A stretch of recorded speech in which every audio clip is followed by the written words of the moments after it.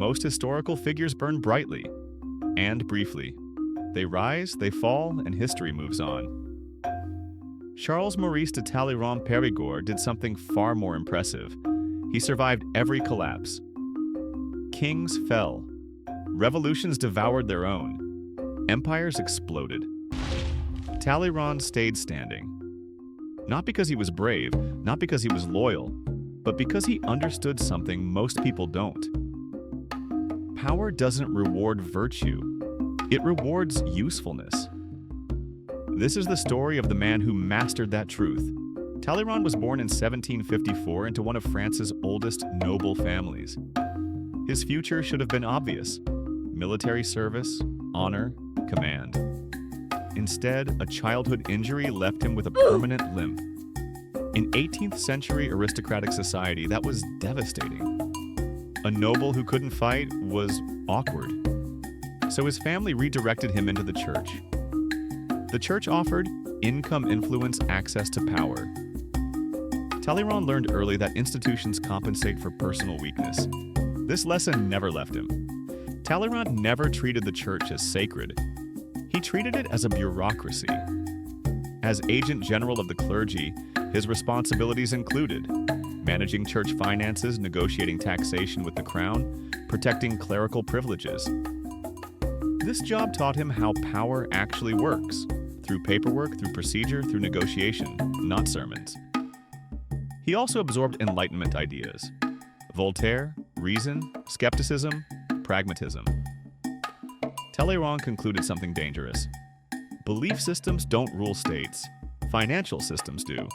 That belief would soon shake France. When the French Revolution erupted in 1789, Talleyrand didn't panic. He saw inevitability. As a deputy to the Estates General, he played a key role in constitutional reform, restructuring state finances, proposing the nationalization of church lands, yes. A bishop dismantling the church's economic power. Why? Because France was bankrupt.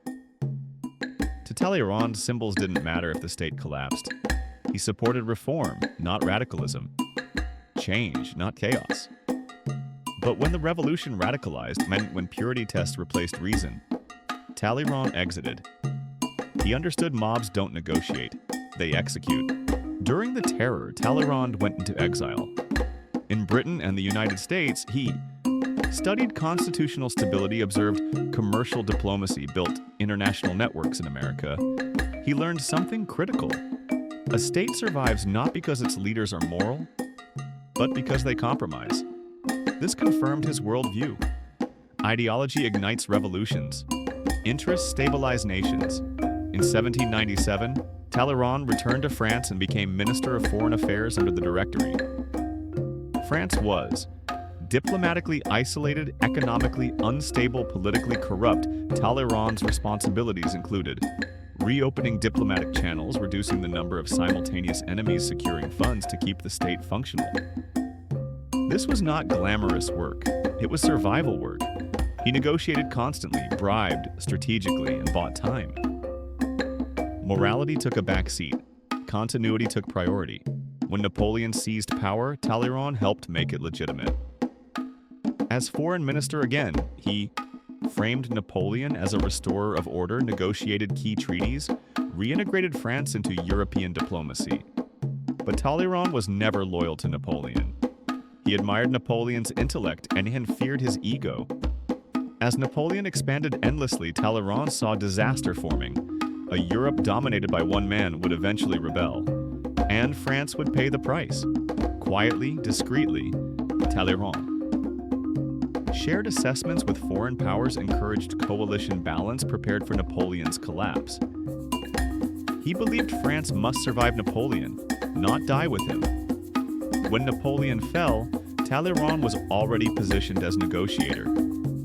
That was not coincidence. At the Congress of Vienna, France should have been punished. Instead, Talleyrand argued legitimacy over revenge, exploited divisions among the victors, positioned France as a balancing power against all odds. France kept its borders, avoided partition, returned as a diplomatic equal. This was Talleyrand's masterpiece. No army, no threats, just persuasion. Talleyrand wasn't a hero. He wasn't moral, but he was honest about human nature. He believed people pursue interests, systems outlast ideals, survival is a skill. His loyalty was not to rulers, but to continuity. And because of that, France survived the most violent era in its history. That's why Talleyrand still matters. If you enjoy deep character studies of history's most complex figures, subscribe for more long-form storytelling.